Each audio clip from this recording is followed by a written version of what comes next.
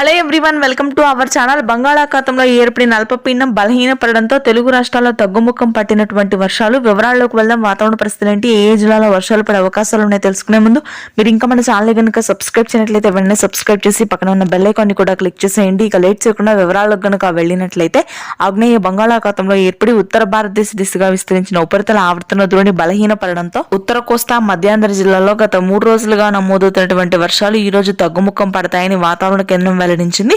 ముఖ్యంగా శ్రీకాకుళం, విజయనగరం, విశాఖపట్నం ప్రాంతాల్లో, కోస్తా తీర ప్రాంతాల్లో మాత్రమే తేలికపాటి వర్షాలు ఉంటాయి.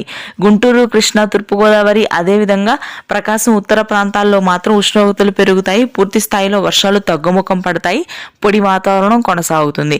తెలంగాణలోని కొన్ని ప్రాంతాల్లో మాత్రమే వర్షాలు కురుస్తాయి. హైదరాబాద్ నగర ప్రాంతంలో డిసెంబర్ 30 వరకు కూడా అడపాదడపా తేలికపాటి వర్షాలు పలు ప్రాంతాల్లో నమోదు కాగా, ఖమ్మం, భద్రాద్రి కొత్తగూడెం, జనగామ, జయశంకర్, భూపాలపల్లి ప్రాంతాల్లో కూడా అక్కడక్కడ మోస్తరు వర్షపాతం నమోదవుతుంది. ఇక రాయలసీమ జిల్లాలకు మాత్రం భారీ వర్షాలు కురనున్నాయి. నెల్లూరు, అదేవిధంగా చిత్తూరు, కడప ప్రాంతాల్లో మరొక 4 రోజుల పాటు అత్యధికంగా వర్షాలు కురుస్తాయని హైదరాబాద్, అమరావతి వాతావరణ కేంద్రం వెల్లడించింది. ఇది ప్రస్తుతానికి ఉన్న latest weather update. Thanks for watching this video.